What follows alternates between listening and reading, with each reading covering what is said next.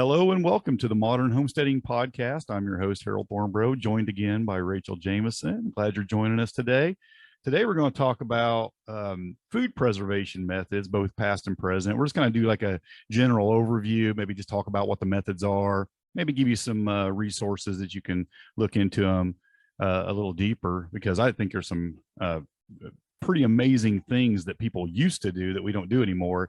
And there's still a lot of ways. I mean, there's a lot of modern techniques that I don't even do that I was kind of reading up on some things in the past. You know, it's like, I like to learn how to do this and this and this, but the old things I think still work. I just don't, we have safer ways of doing things. Wouldn't you say that, Rachel? Yes, definitely. I mean, Yeah. we have the modern techniques are definitely more streamlined to always have a good outcome. Yes. And a safe outcome. Yeah. Well, we'll jump into that in a minute, but first let's just go ahead and talk a little bit about what happened on our homesteads this week. What'd you get done? I imagine a lot. Oh, actually, it feels like I haven't gotten much. It feels like it's about the same thing, but we finally have ripe tomatoes, which we haven't had any ripe. So this week was our first ripe tomato. I got mine planted kind of late, and then we are zone 5. So yeah, I tend to forget you guys are a little bit behind us. I've had them for several weeks now. Yeah. I picked a really gigantic one today, a big old beefsteak that was just huge. It looked like 3 tomatoes merged together or something. It was gigantic. Yeah. And the other thing I'm excited about is I pulled some of my potatoes, mostly because I was tired of tripping on them because I have my garden, and I'm trying to decide which is the best potato to save for seed. Not the potato, but I actually am going to save the potato seed that grows off the top. Oh, yeah. Yeah, and experiment with that a little bit because my mentor wanted to have some seeds too. So yeah, I pulled some potatoes, but sadly I also have disease issues. So really? Yeah, I have something. I should post a picture in the Facebook group, but I think it's poop. Really exciting, you know. But when I pulled my cauliflower, I have little gooey, it's hard to say because it rained so much, but I think it was poop, and then it got rained on. And then my cabbage has, I think this is actually a moisture disease. We went from being super dry to getting 3.5 inches of rain in a week. Oh, wow.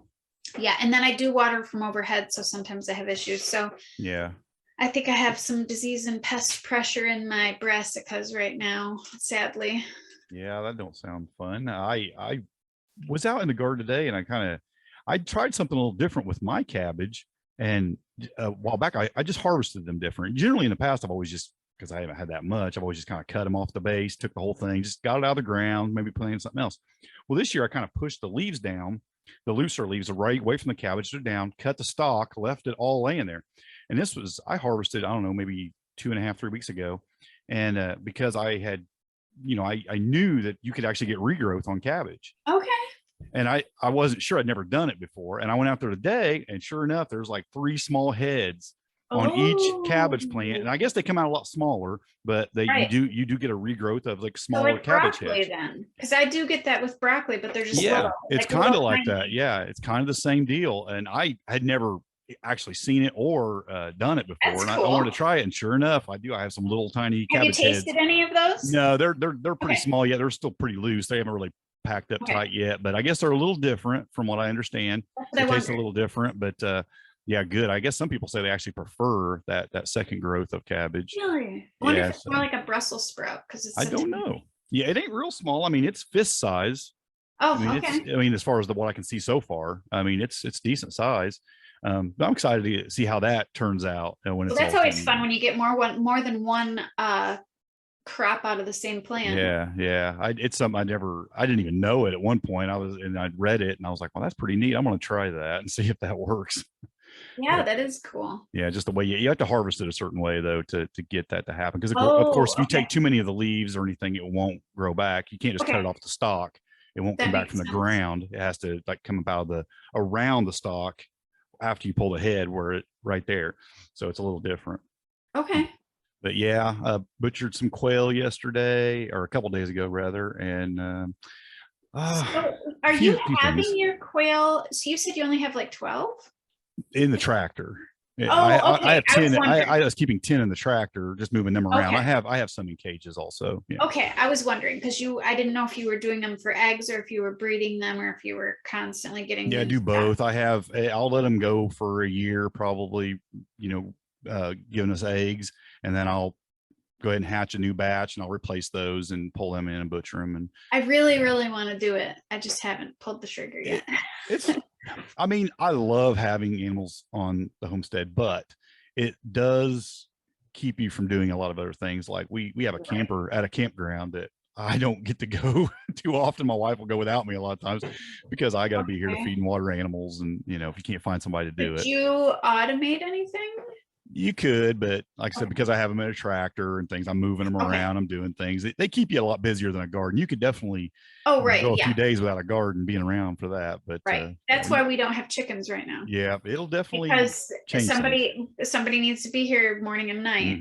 Yep. And we're busy and we're working on the other homestead. So yeah, I get it. Yep, it definitely does change things for you. But yeah, I mean, it's been productive, I would say. I mean, getting lots of tomatoes, too many peppers. I can't believe all the peppers I'm getting. Yeah, I'm having the opposite problem, and I think it's because I have glass jars, so I'm thinking about putting it over my hot peppers. I think it's because we have cold nights. Yeah, we haven't normally we don't have cold nights, but for some reason this summer's been really weird, and we have really cold nights, like in the 40s and 50s.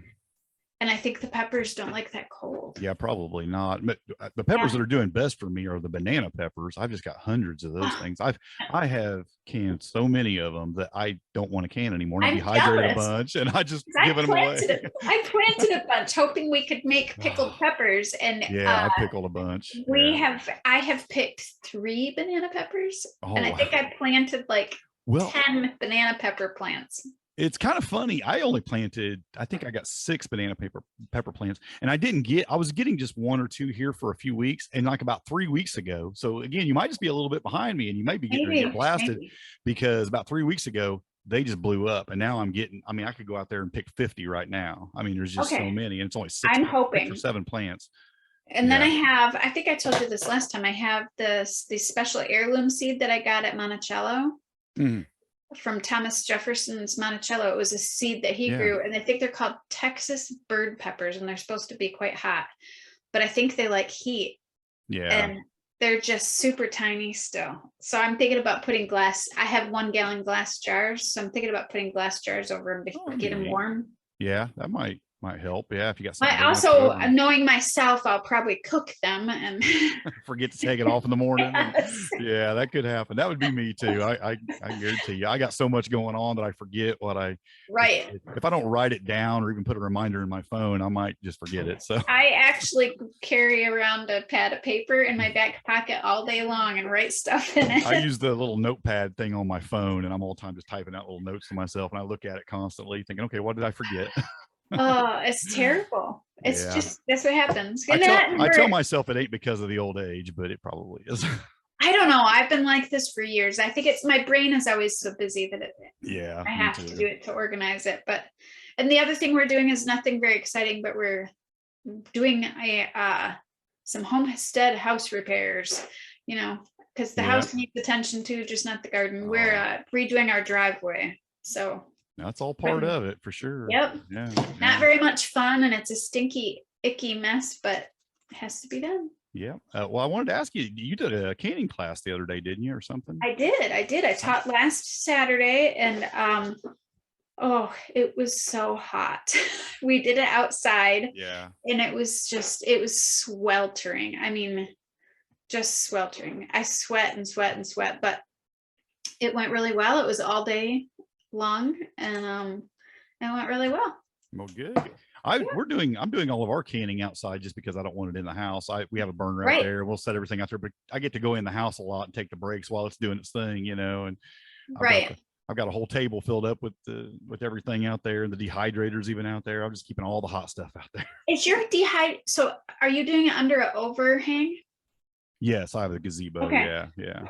I think we're gonna have to do that. I wondered about putting my dehydrator outside, because I mean, I've got 2 of them running all the time, and I'm like, I'm just heating the house up. they do put off a little bit of heat. I mean, it's not a lot, but they do put off some. So right. And the same with canning. I had, oh my word, a debacle on my way home. So where I taught was like a couple hours away, and farm country, big rolling hills, and I was bringing home all these jars that were full, and I could hear them back there wiggling around. So I stopped 4 times and kept shoving towels around them, and then I was going around a curve, and I wasn't driving crazy, but I hear a whole box fall over. Oh no. So I lost 3 jars, and I ended up I didn't lose the jar, but the seal came undone. Yeah. So this morning before work, I ran the canner and redid those jars, but it was quite an interesting drive home. And that could have been really messy and bad. Yeah, for sure. Yes. Well, yeah, I was wondering how it went. I knew you were teaching that. Did you have a pretty good turnout for it then? I think we had 21 or 22. Oh, wow. That's great. There is just so much interest for people right now wanting to just learn these skills. There is. And I'm glad to see that. I really am, because it's just, these things could easily just be forgotten, or just when people don't know how to do it, they don't know how to pass it down to their children. I mean, it gets forgotten, and right. And you never know. I mean, yeah, you can just go to the store right now. You never know. I mean, I'm not a gloom and gloom kind of guy, but you just never know. You may need that skill one day, and it's nice. Well, and it's not just that. So when you go to the store, you get food that was picked a week ago or a few days ago, and it was picked so it would transport well, not necessarily for peak freshness. Yes. But when you go to the farmer's market, those farmers probably picked it last night or this morning, or when you grow it yourself, you're growing it for peak freshness, and then you're putting that in a jar. Yeah.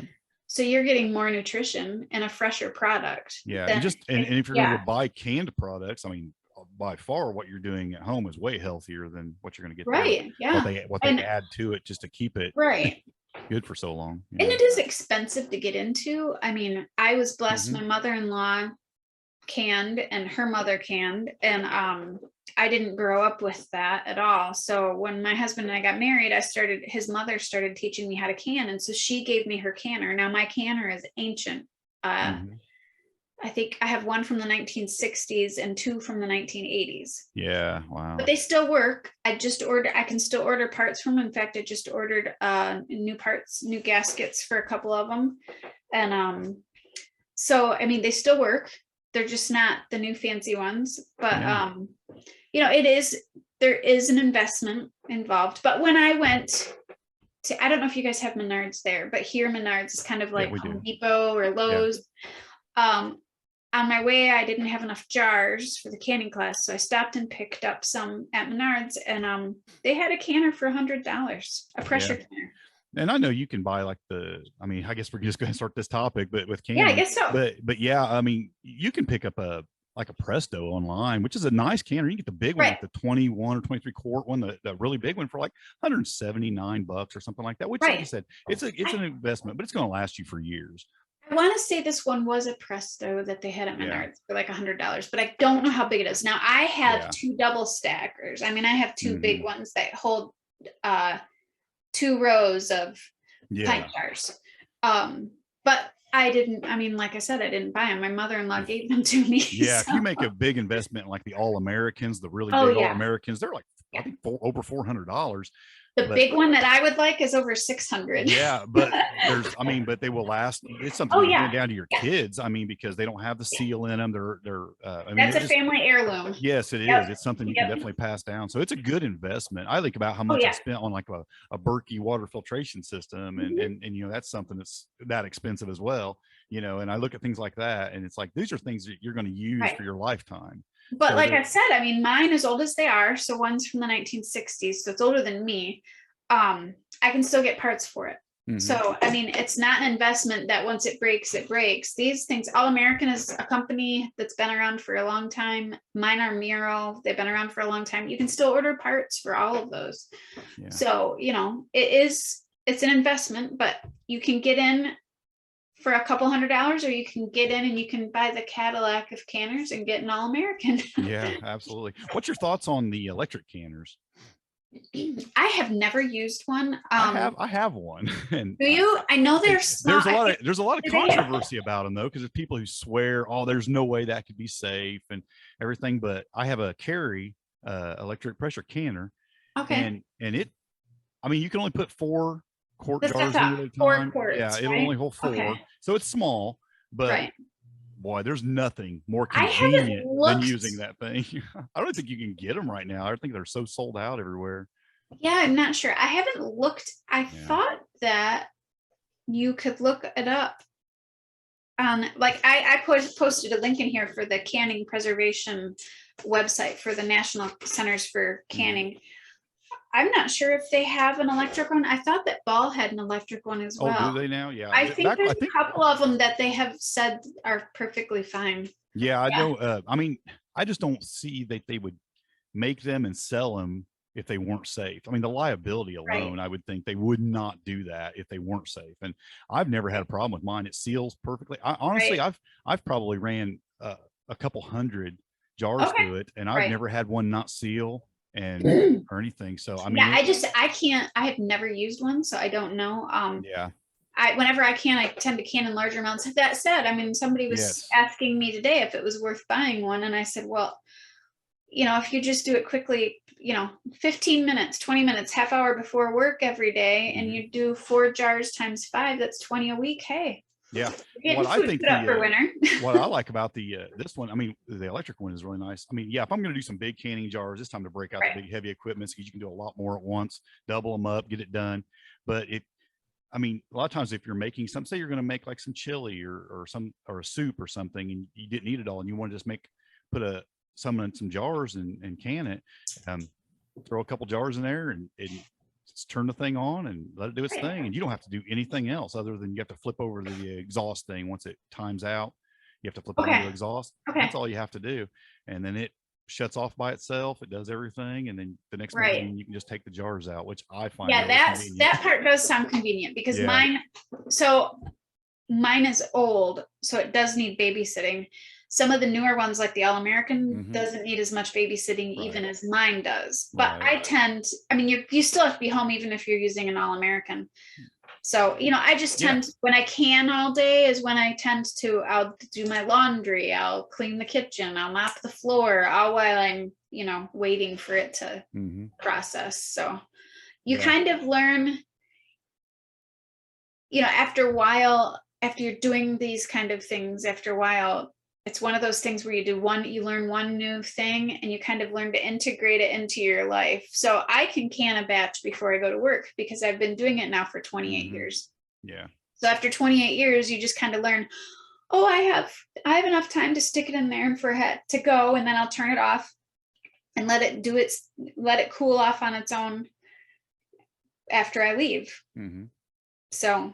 Now, do you do everything in the pressure canner, or do you still break out the water bath canner and do some water bath canning also?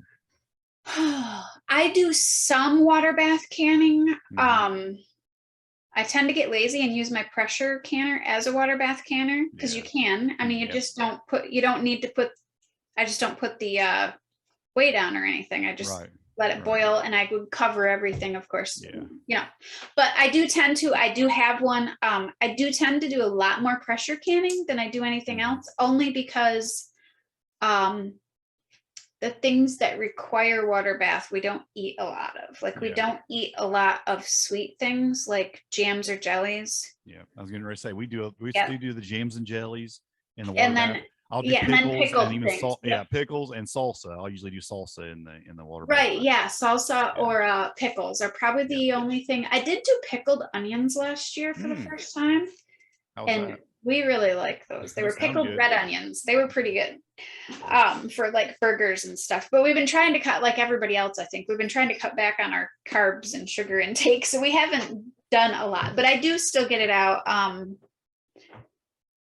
but not very often. I use my pressure canner a lot. Yeah. Which it's like you get in the habit of using one. It's just easier to use that one. Right. I actually think that getting out doing the water bath canning ends up being more work than just breaking out the pressure canner. I'm not the only one then. Okay, yeah, I do too. And it takes I just and it's so much for me anyways, because I'm short. Yeah. It's so much heavier because you have to put so much more water in it. It's just like, I was, we could start talking about different kinds, because I was thinking about this for my mom. So I'm teaching my mom how to can, which is interesting because my mom, seems like it's kind of fun to teach your mom something. But one of the things I was looking at for her was a steam canner. Okay, yeah. Which I didn't even realize they had them until I was doing research for my class. And when I was on the canning website, I can't even remember what it's called. Like the National Centers for Home Canning. Okay. When I was on their website, they had a couple of different pamphlets for that. And anyways, I thought it was interesting because they don't use as much water, and it'd be something that was easier for my mom to lift for weight wise, because they're so much lighter. And I'm like, well, that's kind of cool. So, because mine are pretty heavy, even. Oh yeah. Once you get those full jars in there, even if you're pressure canning, once you get those full jars in there, there's some weight there. Have you heard of the retort canning? Yes, I want to do it. Have you looked into it at all? I've seen it online. I've not done anything or even seen it done, but it's kind of interesting though. Yeah. I think it's great. So what retort canning is where they use like the pouches, like when you buy tuna fish. Yes. It goes in the bags. It's what comes in those bags. And I think it sounds great it'd probably work really well for maybe somebody that was a homestead that was monetizing. Like I have friends that do chickens and sell chickens and stuff, because they already have the chamber sealer for the chicken. Yes. Because the chamber sealer, it looks like is pretty expensive to buy. Yeah, that'd be the expensive part. I just didn't know if it's something you're even familiar with or not. It's another method that people can look into. Yeah, but it lasts. It sounds like so there's canning in glass jars, pressure canning, and then there's retort canning, and then there's freeze drying. And that order is how long they last. Apparently the retort canning lasts longer than in jars. Okay. Yeah. So I guess, sure about that, but yeah. Or if you were selling products, I could see. I mean, if you're doing, if you're a small homestead and have a facility that you can sell from. For sure. Yeah, I think it could be. But for me personally, I don't think it's probably worth the. No, usually we're running out of stuff usually within a year we've used up pretty much everything we can anyway. So we don't need it for the long term. Yeah. Well, and then you'd have to buy the bags again too. Yes, where the jars you just got to replace the lids. Yeah. So I mean, there's there's water bath canning, steam canning, pressure canning, and retort canning, and and then historically there's. I don't know if it would be considered canning though. They would jar things up and seal them with various things. Yeah, let's talk about that. This is an old way that I guess they used to do things is by using fat.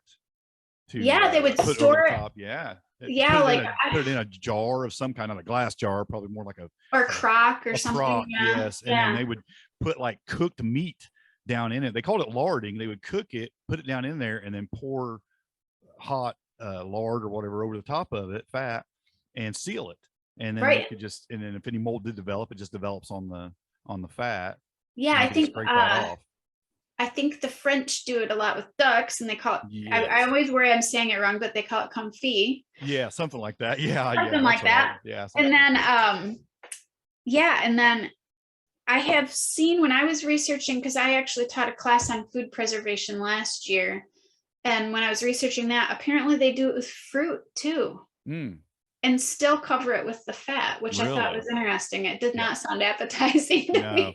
But now, just to be clear, we're not telling anybody this is something you should go do, because it may or may not be safe. And we don't even know. It's not something I've ever done. I don't think it's anything you've ever done.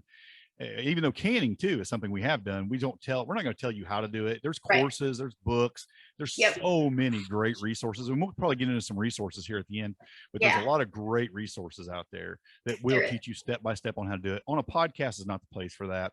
Get into the details, and when it's not done correctly, there is a danger. There is a possibility of botulism, and it can kill you dead. We don't want to play with that. So it's not fun. Yeah, it's something you definitely want to seek training in. Yeah, so that was something historically that they did. They did wild stuff though. I mean, they did, I think they would cover them too. I can't remember. Well, there's the group on Facebook, Townsends, where he does a lot of historical cooking, and he did a lot of he called them potted meat, where he would cook the meat and put the fat over it. But oh really? Yeah, he does a lot of historical cooking from like the 17 and 1800s. It's a really interesting channel if you've never watched it. I've never. Really? Yeah, no. You would love it. It's really fun to watch. Well, send me a link to that. I'll put it in the show notes. I think I put it in the I actually put it in the show notes. Yeah, because I think it's definitely fun to watch his stuff. Oh, is that the Townsend? That's what you're saying? Townsend and Jazz Townsend and Son, I think. Okay. Yep. Yeah, I'll definitely will. I'll get that. And and I actually have a friend that worked at. Are you familiar with Greenfield Village? No. It's part of the Henry Ford Museum in Detroit. Okay, yeah. Well, they'd have this huge historical reenacting, not quite as big as Colonial Williamsburg, but similar. And I had a friend that was a historical cook there for a while, and she just did a thing on Facebook, a video of how they used to do jam using brandy paper. Brandy paper. Oh, yeah, they roll it and seal it like that. No, they would put the jam in the jar, and then they would cut a piece of paper, soak the paper in brandy.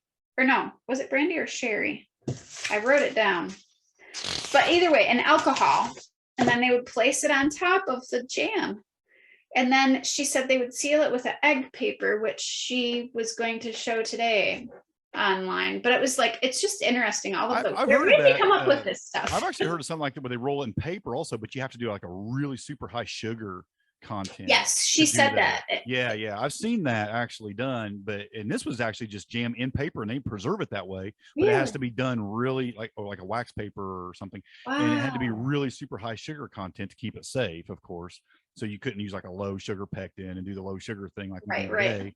You'd have to go really super high sugar content. And again, what's sugaring is a thing that is a way of preserving also. So sugar is a preservative. I actually have done that, but not with anything. I've done sugaring with mint leaves.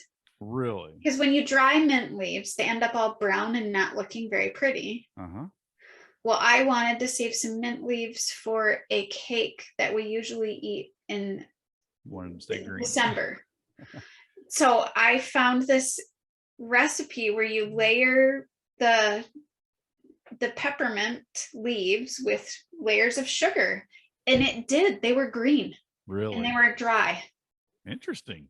Yeah. Yeah. Interesting. And I used them, and I did that with salt with basil leaves too.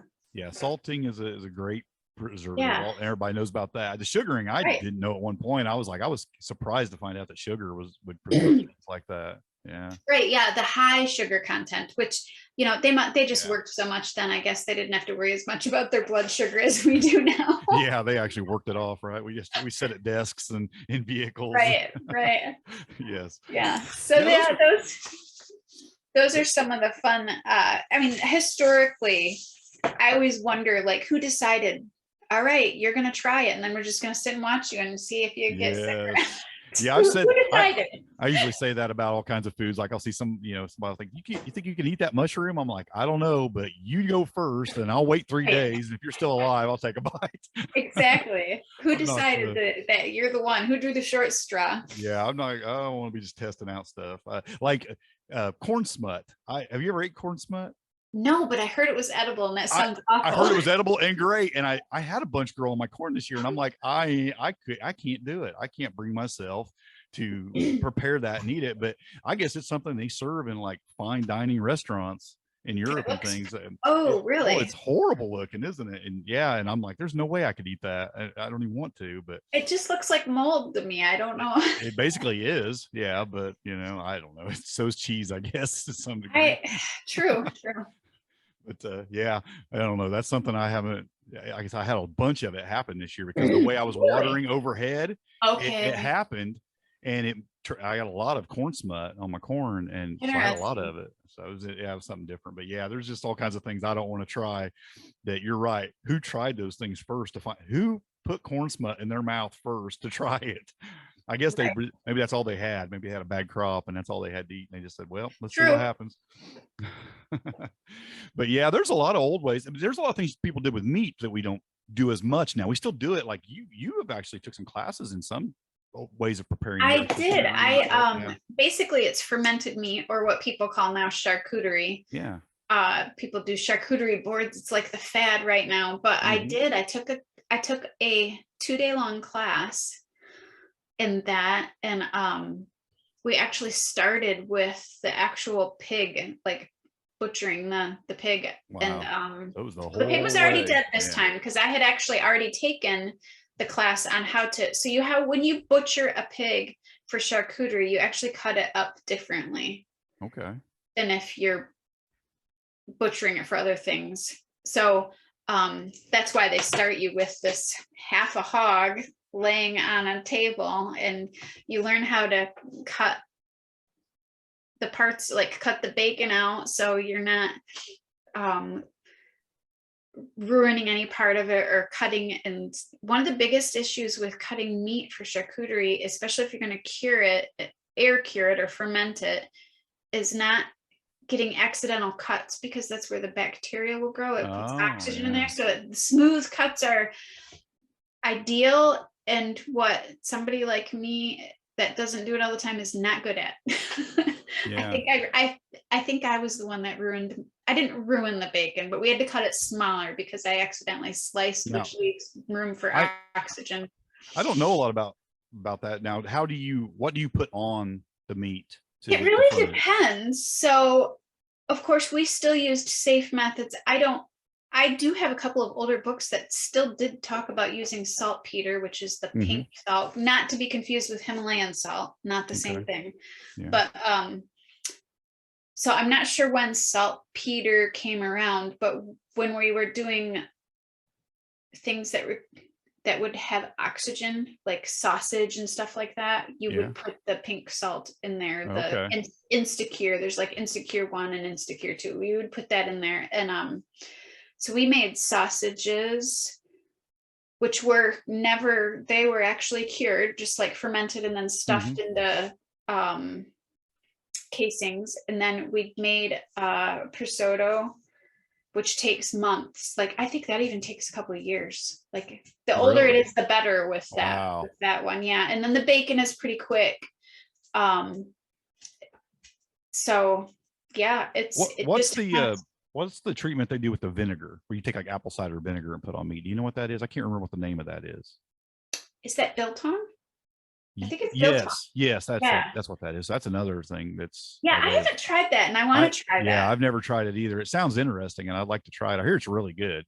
Yeah, I mean, we've made a lot of jerky, and I actually have made charcuterie, and not going to tell people how to do it because we're not doing that this show, but if people want to find that, they can find that. There is a couple of books out there that are really good. I sent you a link for one. Yeah, I want to make sure all these books and stuff we're linking to are going to definitely get in the show notes. But there is, I mean, there's a few places, because it's a big thing right now, that are offering classes and stuff, but it was fun. It was really fun to take the class. I did want to mention, when we were talking about canning, I think it's really important. If there's one book you're going to have, even if you know how to can, and there's something you can refer to back every year, is the Ball Canning Jar book. That is a great reference book. It's just as quick almost to jump on the internet these days, but if you're not able to do that, I mean, to break out that Ball Canning book. I actually really prefer an actual book. I have, too. As you can see, I am a book hoarder. I actually got, when we stopped homeschooling, I actually got rid of probably over 1,000 books, and I still have well over that in my house. And I'm now collecting my second era of books. You and I are so much more alike than you know. The ball canning book that you posted in our show notes that you sent to me is actually the book that I've used for the last 10 years. Yes, mine's like all got dog-eared and everything. It's a great book to have on hand, just to see your times and your pressure, just to see everything. You have all the information for whatever you're canning. It's really nice for that. Well, it's even got troubleshooting, you know. Yep. I have that. And but the other thing I also do, besides my husband has done some smoking. I would really like to be doing a lot more of it. Yeah. But we don't necessarily personally, but I know you can. We don't necessarily use it for food preservation. We use it more for flavor. Taste Yeah. I have one of the electric smokers, you know, that we bought. We put the chips in and stuff, and we'll do that too. We'll smoke like some quail or something in it. And I've never tried it for preservation. That would be, I've never tried that. I would like to. It would be neat to build like a cold smoker house or something, or a small thing, and have it. Yeah, it'd be neat to try to do that, especially. He wanted to try cheese. Cheese would be good. I think fish would be really good like that too.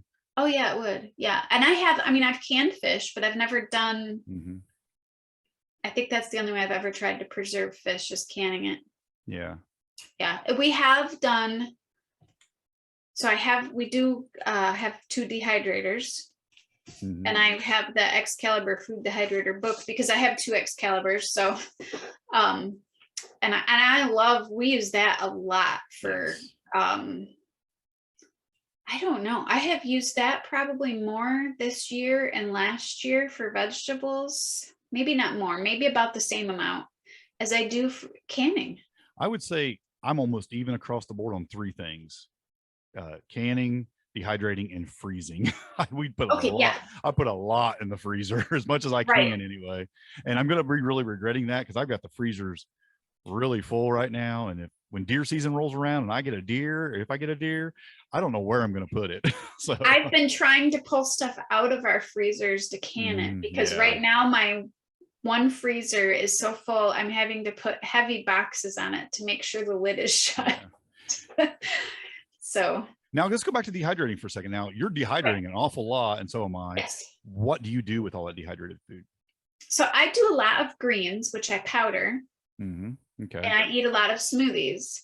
It's just quick for me. When I'm in a hurry in the morning getting ready for work, I will make a smoothie with some homemade yogurt, and I'll put in powdered fruit, because I'll actually powder some of the fruit. Usually I do the powdered fruit just because it's easier. Like, I don't want to take up my freezer space. Right. I try to use my freezers mostly for meat. Even though I do can meat, we would actually prefer meat frozen as to canned, but I do can some meat. But so yeah, I powder a lot of greens, and I powder a lot of fruit, and then I also do just dry fruit. Like, we love apple chips. I saw that you posted pear chips, and now I want to they were great. I made a ton of them, and then I ate like a whole jar of them every day for like a week and a half.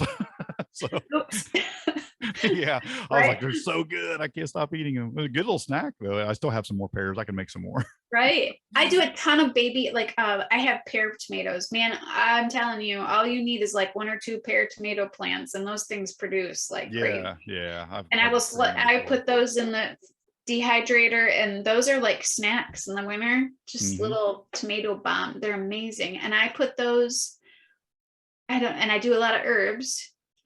We grow a lot of our own herbs and onions and stuff. Yeah, if we're making soups and things, we'll take a lot of that dehydrated stuff and put it in when you're making it, and they'll kind of soften up, swell back up, and they're great just for storing those things for soups. We'll just drop shake a little bit of this in there, a little bit of that in there, and put peppers and tomatoes, dried tomatoes, just whatever, in a soup or whatever. Or you could even make a salsa out of dried stuff. It'll kind of rehydrate and go back in there. You can do I haven't tried that. Yeah, the other thing I do is I dehydrate a ton of zucchini and squash, but mostly zucchini, because I have celiac disease, and so I will use that zucchini to thicken soups. Oh, okay. Yeah. I will put it in the soup with the broth, and then I'll use my stick blender.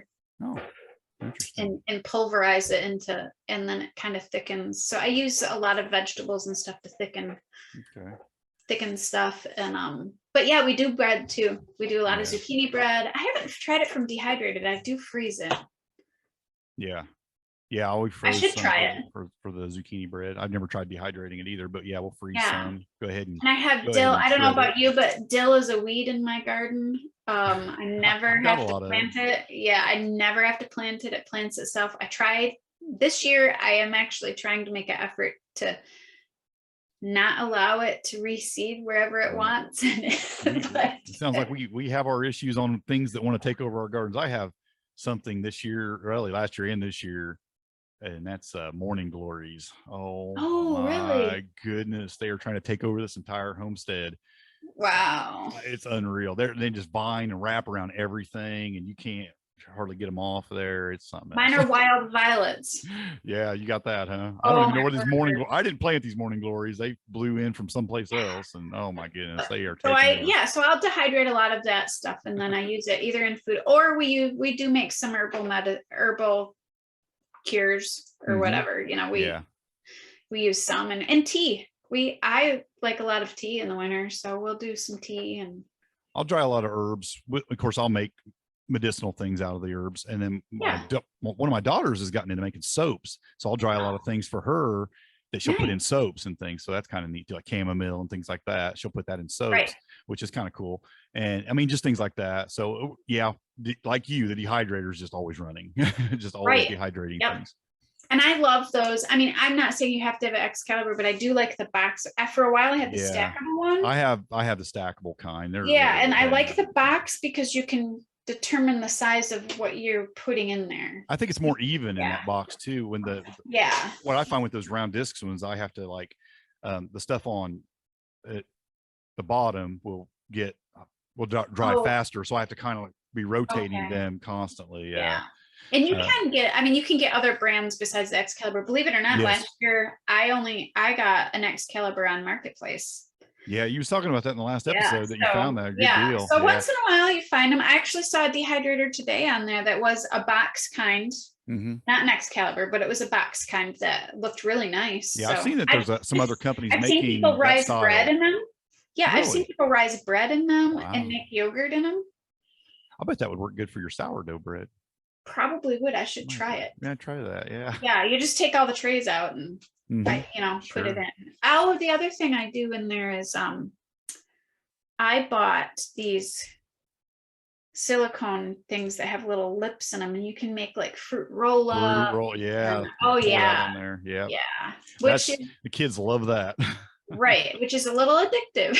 Yes. But it's a healthy snack. I mean, you know, it's something, if you're going to eat snacks, those are the kind you want to eat.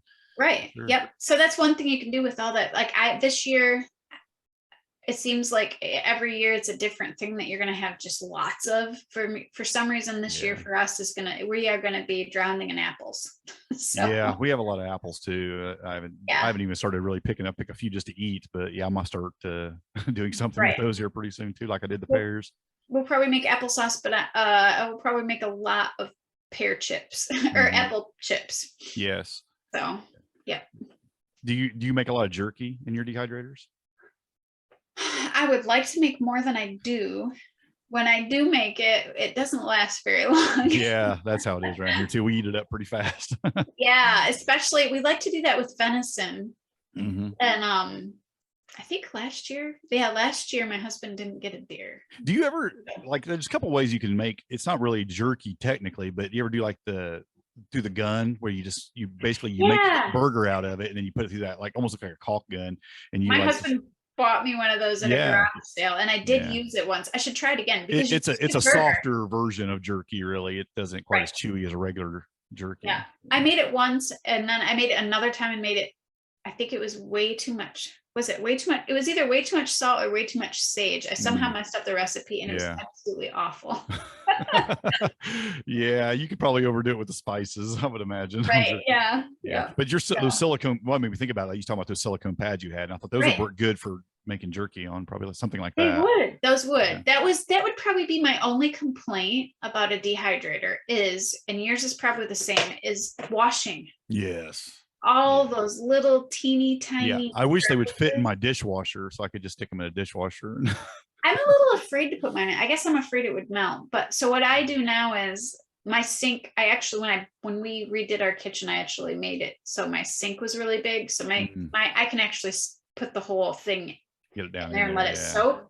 But that's my biggest complaint about them is they're hard to clean. Clean up. They are hard to clean. If you can just I know a lot of people put down. It doesn't give. I don't think it dries it definitely doesn't dry as fast and as good. I don't think if you put down like a wax paper or something and dehydrate it first. Yeah, people I have do that these, though. They're not silicone. I'm not sure exactly what they are. They're thin sheets that are very thin. Mm-hmm. They're not wet. They kind of feel like maybe they're waxed or something like that. They're food safe. But they're not the silicone mats, because my silicone mats actually have a lip on them, so you can put a liquid in them. I have those and they do help, but they don't dry as quick. That's right. Yeah. But it does make it easier than all those little tiny holes. Yeah, absolutely. Well, I mean, so that's one form of drying your food, but have you done any freeze drying? Have you ever tried freeze drying? I haven't. I actually went to a friend's house that has one. Because I probably won't invest in one. They're it's expensive. Yeah, it's expensive equipment to invest in. It's spendy, but I just wanted to see one, and it's pretty amazing how they work. And I mean, the food lasts for forever and ever, but I don't have one. Yeah, I can't speak from experience either. I've just seen them operate. I know how expensive they are. I put it on a dream list for maybe one day. But if I win the lotto that I don't play. But then you won't ever use it because you'll right.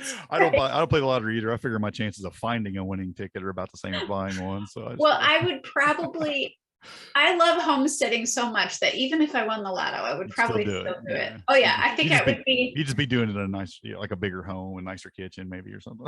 Right. Well, I don't really. I don't know either. Yeah. I don't know what I would do, but I know that I would be doing it home full time instead of working. yes, that's for sure. That's for sure. You do a lot of fermenting. Do some fermenting. I don't do a lot. Okay. I mean, do the sauerkraut for sure. That's something we do. I do a lot of.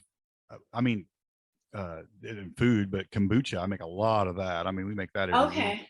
And of course, that's fermented drink tea.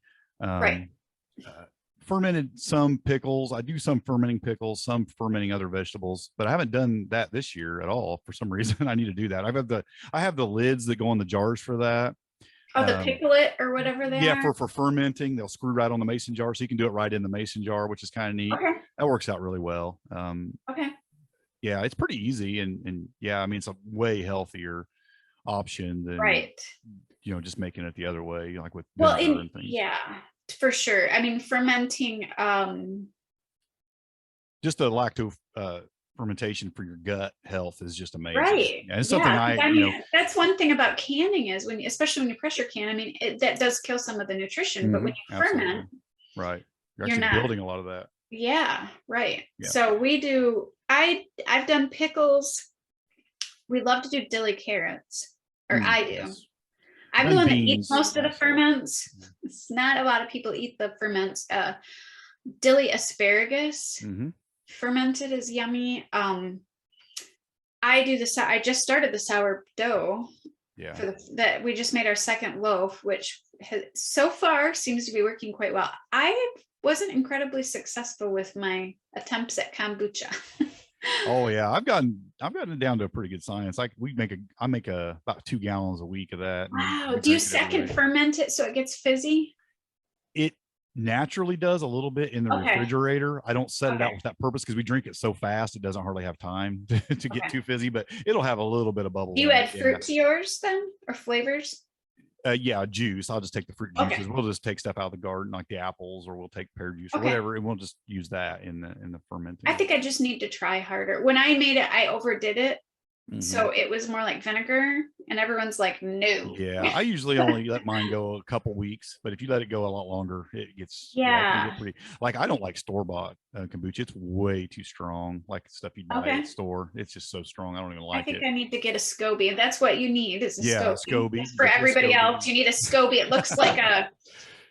It's a yeast disc basically. It's not the most appetizing thing to look at, but it works. I can't even think of what SCOBY stands. Actually, why it's called SCOBY is it stands for something. It's the letters or something. I can't remember either. Yeah, I can't remember. It's a long. It's an acronym, basically. Yeah. But it's. And I do you do any kefir? Kefir? I've never done it.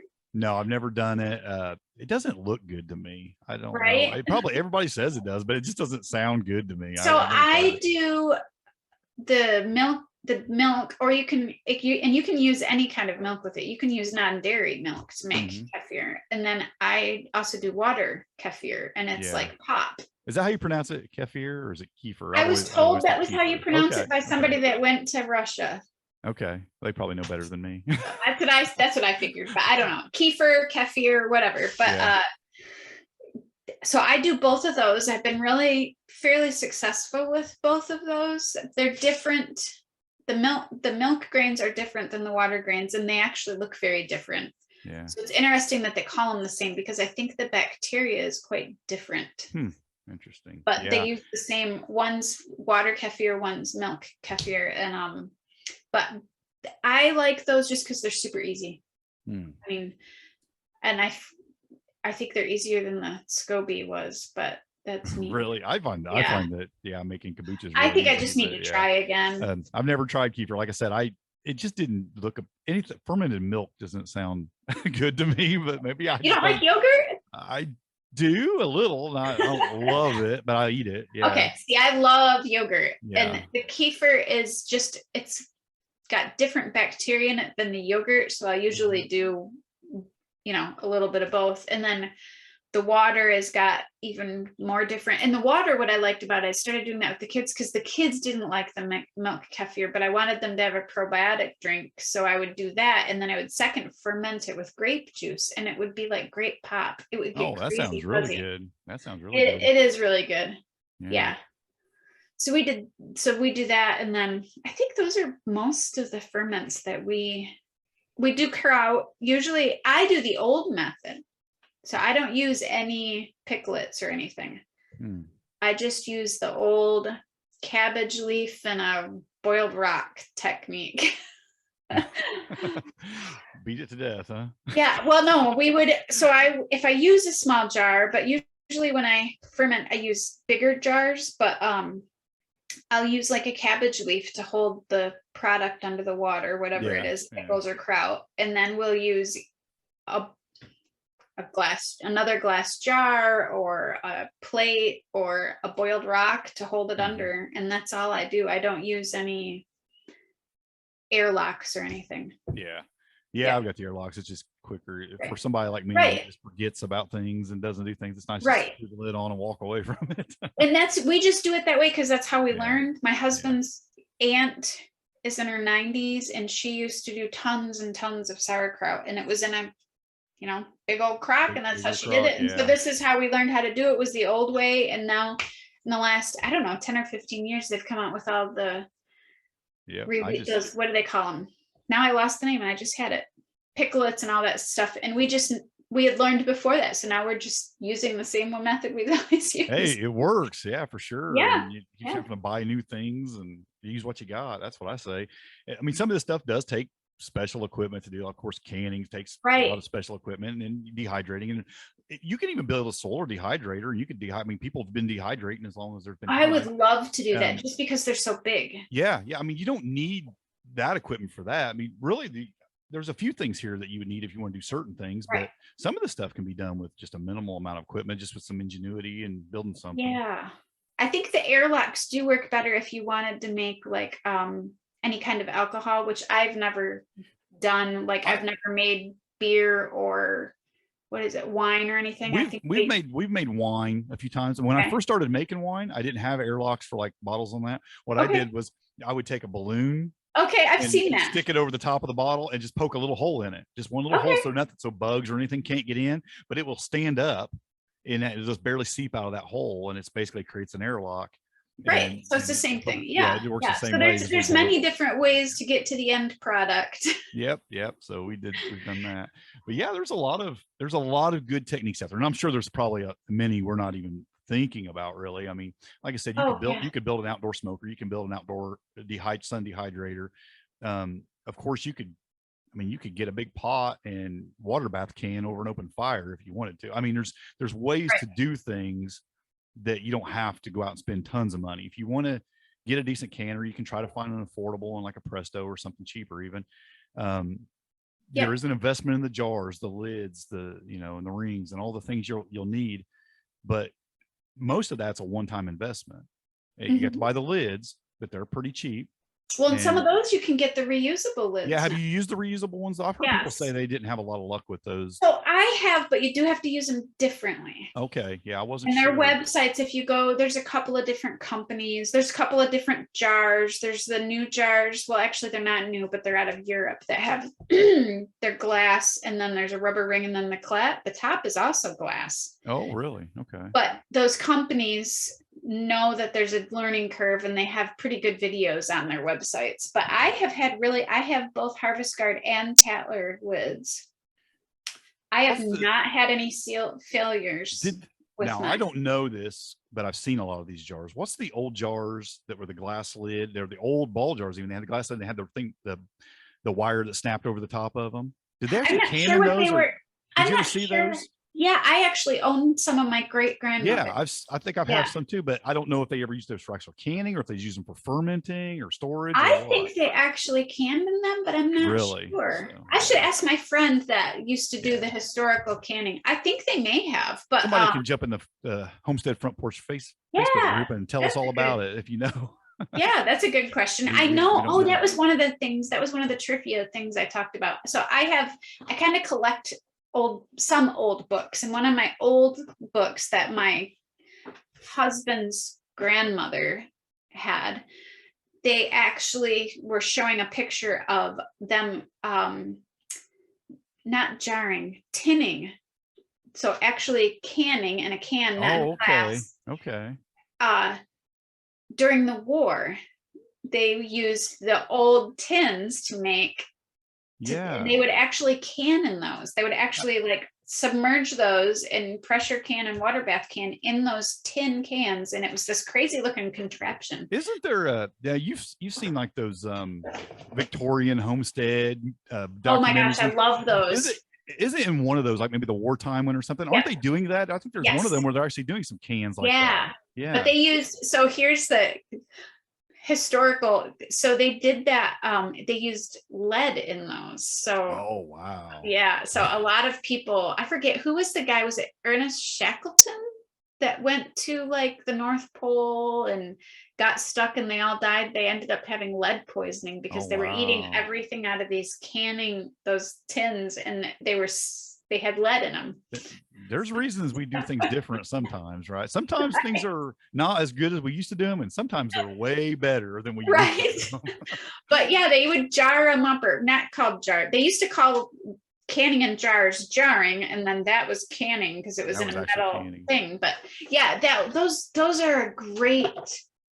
If you're interested in history, I'm not going to say any of that safe methods, but if you're interested in history, that whole BBC, wartime farm, Victorian farm, they just have so fascinating. Those are great documentaries. I love that. I mean, you can watch them do some pretty wild things. And some of that stuff, I mean, we still do today, or now we're going back to it. I think it was also Wartime Farm where they were fermenting feed, silage and stuff.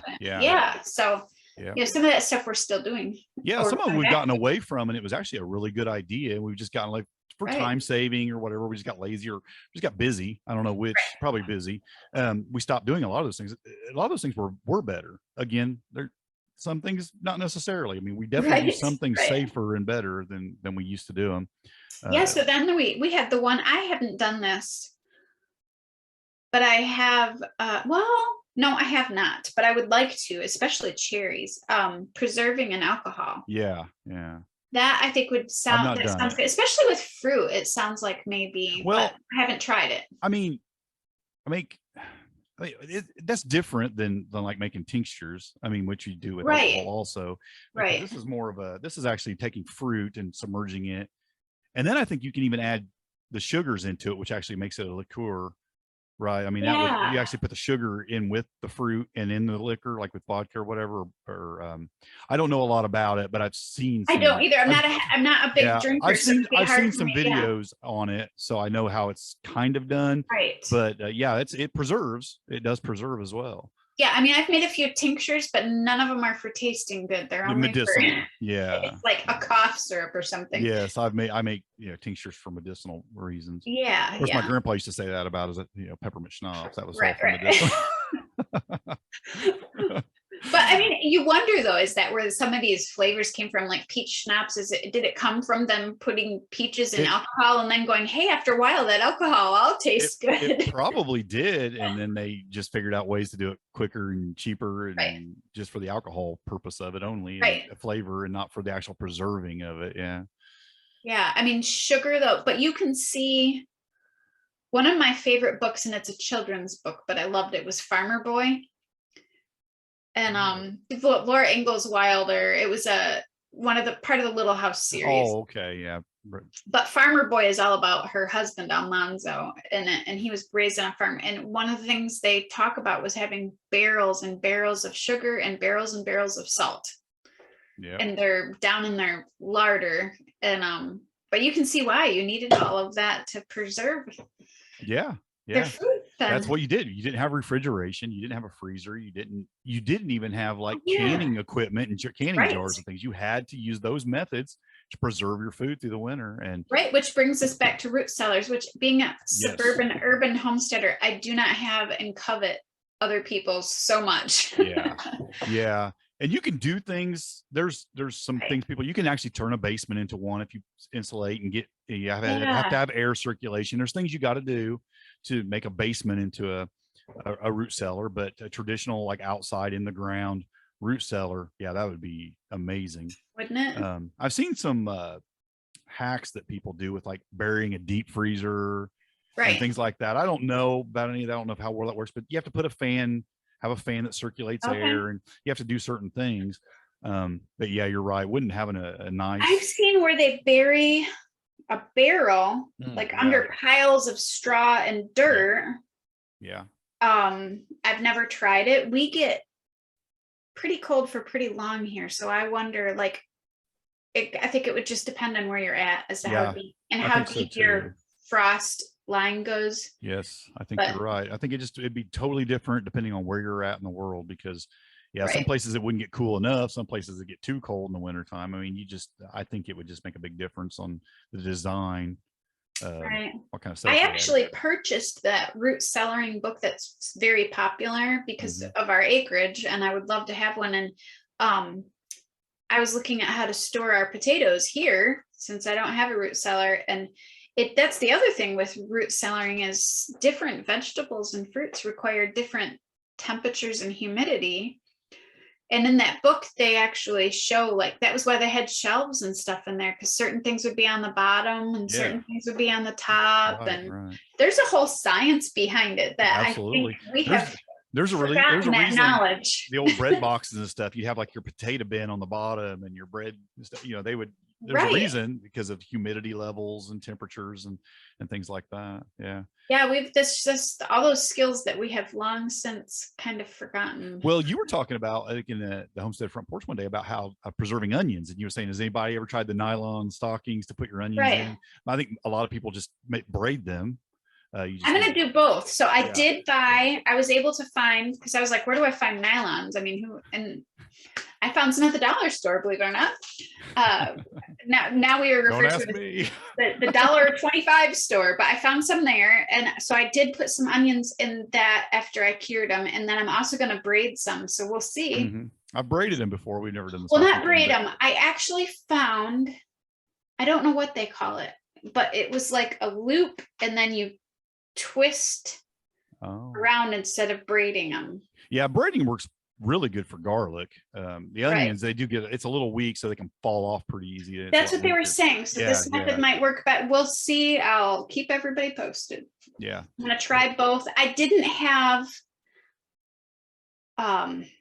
just because we're on here together doesn't mean I have the world's best garden. I did not have the most beautiful onions this year, so we'll see. I want to find a breed that gets a lot bigger than what I have our onions aren't as big as they get sometimes, but they're really good and they did really well. I mean, they taste great and they're a decent size. They're just a little smaller than what, you know, like you would go to the store and buy those nice big onions. We didn't get any of that quite that big, but they're nice, and we'll definitely put a bunch of them up. But that is another way to preserve. I mean, you can just braid things and hang things, and you can do that in a darker spot in a kitchen or something, or in a cupboard, and just have that stuff just go over and, like I said, garlic or onions. I did ferment garlic last year. Really? Yeah, and that has been fantastic. We use it. I will, but my family doesn't. I will eat raw garlic. Like, I'll mix it. Like, if I feel like I'm congested or something, I'll mix it with some raw honey, and so I have it for that. But you can just slice it up and fry it. Of course, then you lose the good bacteria to it. But it's stored really, really well that way, like without getting, because usually when you store it, it'll start to get mold or dry out. I've had it over a year in my downstairs refrigerator, and it's that's great. It's great.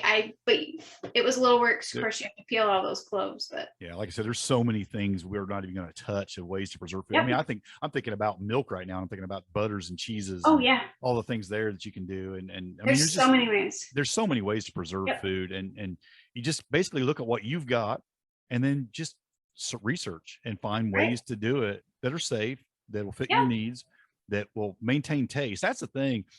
So many things you can do. There are a lot of ways to preserve food, but you may not like the way it tastes. Exactly. So you might want to just do some experimenting on a small scale before you say, I'm going to do all of my stuff that way. That's for sure. Because you can definitely get some stuff that's like, whoa, I'm never doing that again.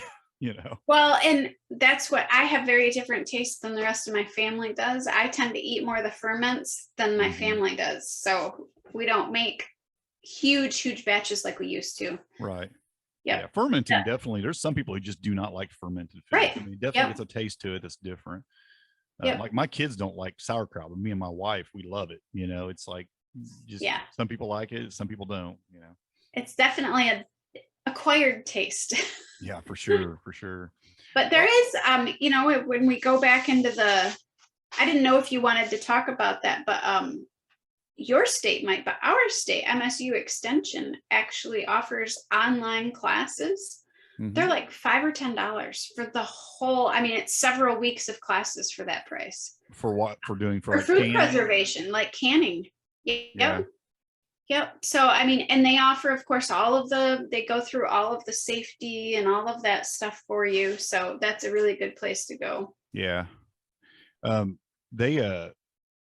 There's a lot of like online courses and books and things like that too. They're just available everywhere, and you can definitely get your hands on a lot of that stuff for a really reasonable price. Some of it's not expensive at all. I mean, there's all kinds of relatively affordable classes. Now, like you are doing a local class. There's probably things like that available in most bigger cities in your area. You just gotta ask around some farmers, or a lot of times farmers markets. There might be some of them farms that are doing classes like that at the farmers market. They might be able to. Well, and you might even, exactly. Yeah, that's how you find out. There's lots of online Googling it close by. Yeah. There's tons of courses online. I mean, I look at, like, I know that Melissa K. Norris does one. Yes, she does. I think I don't want to just start naming a whole bunch of people, because there's a lot of them that do it, and I might be wrong about one of them, but there's a lot of them that have canning courses they do online. And it seems to be a big thing right now, and a lot of people are doing it. But yeah, and like I said, extensions do a lot of classes for this stuff. Our extension, even if it doesn't have a class, it has pages and pages of how to freeze, how to can, how to dry, how to use your steam canner. There's just pages and pages of it. So, and you know what, if you're a person that can read something and apply it, and some people I'm like that. I mean, I can just get a book and I can apply it from a book. You don't even need to take a class. I mean, you can safely do it by reading a book. If you comprehend, you got good reader's comprehension, you can do that. Some people don't. Some people are visual learners, or hands-on learners. They have to try it and do it. Some people can just take a book and do it. And so it just depends on what kind of person you are, how much training you think you need to be safe about it.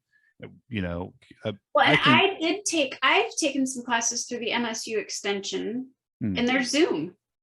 You actually can interact with the teacher and ask questions. They're not just a video. It's not just recorded. Yeah. And or they gave me access to the professor afterwards. I took a few farming classes and few food safety classes, and it's how did you get in touch for that charcuterie class that you took? Where'd you get that? They're actually friends that have done it for years. They did it for restaurants and stuff. Yeah. Okay.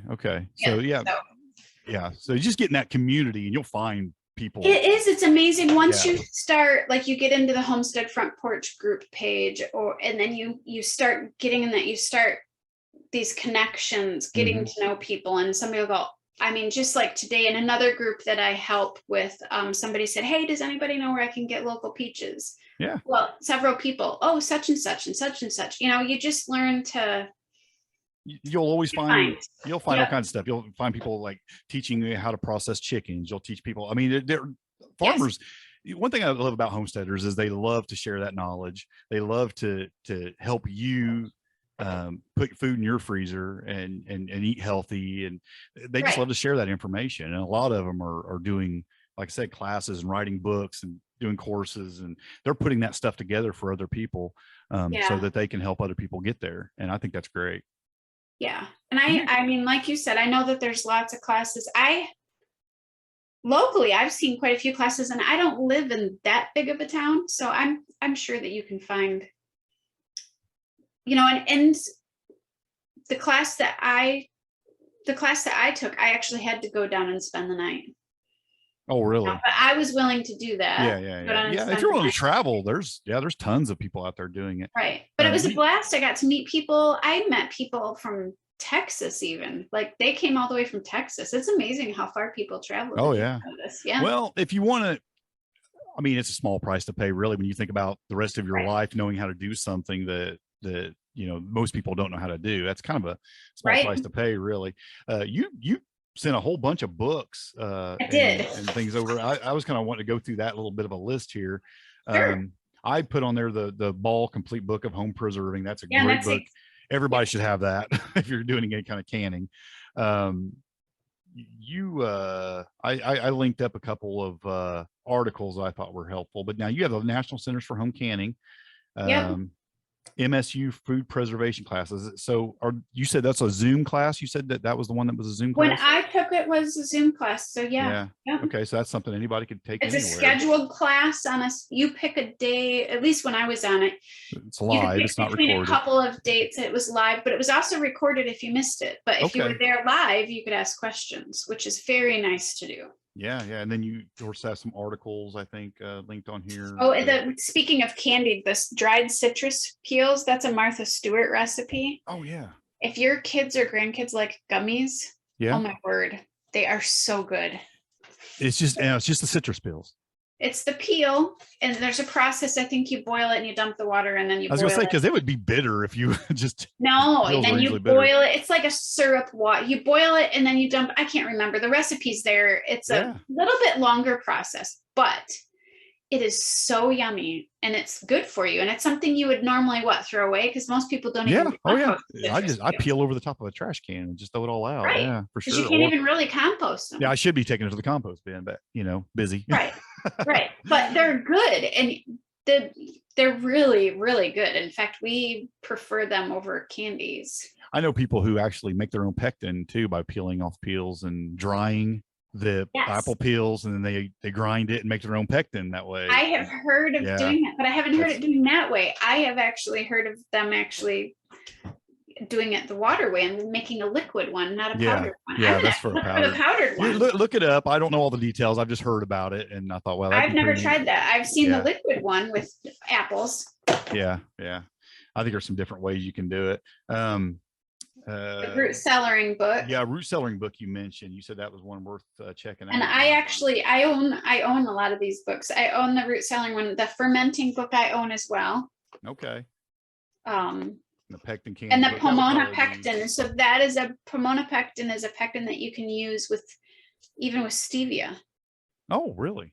Yeah. So regular pectin you can't use it very well for that. But Pomona is like an alternative sugar. My So keto ears peaked up there. Yeah, you can use stevia or honey or maple syrup. The recipes are all in the book, and it's just a different kind of pectin.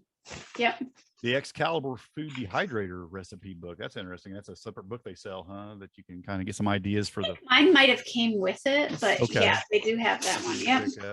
And it's nice because, you know, certain things like freezing, if you don't blanch it and then you freeze it, it kind of is weird. So it kind of goes through the process for, you know, there's certain items that if you do a process, your product turns out a little bit better. And that's what's nice about those books. We didn't even get into that whole freezing thing about blanching and why you would want to do that, because it slows down the process of the breaking down. And but they actually, I mean, you can look that up online too. So yeah. We got your book on charcuterie, and then you got the Townsends links that you put in there. And, I love that. You're gonna enjoy that. Yeah, I don't know anything about any of that, so I'll look into all that as well. It's fun. I'm surprised because I don't think he's that far from you. Really? I'll definitely have to check it out then. They actually built a log cabin. He cooks. I mean, he does. It's fun. It's a fun YouTube. I mean, it's all historical. Huh. You know, that's when you look at some of the food that they ate then, and you're just like, really? But he'll cook it. And well, definitely, I'll put all these links in the show notes, and other people can check them out as well. And I asked, just for a question from the front porch this week, I'd asked the question on there about your fall gardens. Who's planting or has planted their fall gardens? And a few people jumped in and said a few things. I thought that'd be kind of fun just to see what people are planting in their fall gardens this year. And people were like, well, as soon as the 100-degree days slow down, Judy said, I'll be planting carrots, beets, turnips, red potatoes in my raised beds. Cindy was planting some bok choy, some broccoli, cabbage. A lot of broccoli, cabbage. A lot of people were mentioning that. Nikki, same thing, Brussels sprouts. Brussels sprouts would be tough. Those take quite a while to grow, don't they? I would think. Mine have been in for quite a while. Yeah, so I think those are like, aren't they like 110 days? Yeah, that would be a tough one. I guess it depends on where you're at. I mean, if you're way down south, I guess you could. I don't know where they're at, but yeah, mine are really, I think they're only like this big still. Yeah, because those things grow like a tree trunk. I love them though. Oh my word, do I love them. But I have not yet been successful in growing. Definitely couldn't be planting those for a fall garden here in Indiana for sure. Yeah. Leah, brassicas, carrots, beets. Yeah, that's a good right here. That is a good one. Beets. A lot of beets, a lot of peas, a lot of broccoli, a lot of. Somebody just planted. Nobody said turnips. I'm considering doing some turnips. Somebody did. Sue on down below said turnips. So it's kale, collards, turnips, lots of peas. Yeah, I'm a big fan of just keeping the greens going. You can do another round of beets. You can do turnips. And I will throw some more radishes in just because I like to feel like I'm successful. And that's one thing that makes you feel that way, because you can't mess those up. And I already planted some broccoli and some bok choy. So I've got some of that too. Okay. So try that again for the fall. And then I'm just excited about my little experiment with my cabbage to see some of that coming back with the little heads for the fall. I'm going to try something for the first time, and I'm going to plant a cover crop. Yeah. Yeah, we'll do cover crops on a few of the beds. I have not really tried that, and I really need to. I think it would be really beneficial, and I just haven't done it. It's got that crucial thing you got to remember. Get it down before the seed heads come on. Right. Well, and for me here, our last frost is usually September 30th. So I think I probably should sow it at the end of this month, I'm guessing. Are you thinking a legume to put nitrogen in the soil, or are you thinking just something to lay down on the soil to break down? I was thinking something to lay down on, like oats, but maybe I would do oats and clover. Yeah. I mean, we tried to, it just depends on what I can find when I go to the feed. Vetch has been a good one that I've tried a few times. And like I said, you just got to make sure that gets down. Does it work? It's very good. And it's one of my favorite cover crops, but like I said, if it gets really big, it starts getting all matty and kind of tied together. So it's a little harder to cut down. but it's really good when it breaks down on the soil. What do you use to cut yours down? I have a little hand sickle that I just go up the bottom and I just don't have a chop scythe?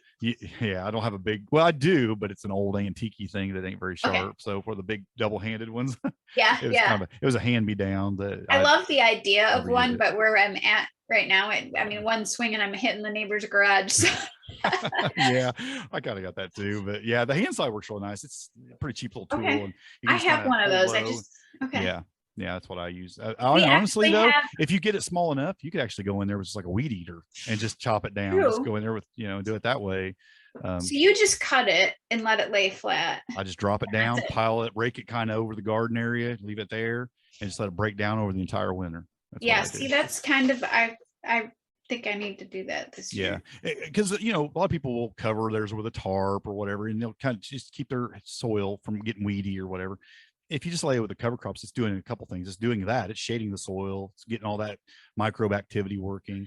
All that stuff's breaking down, putting the nutrients back in there. And if you do a legume, it's also putting nitrogen in the soil also. So, I mean, there's a lot of bonuses to cover crops. I'm a big fan of them.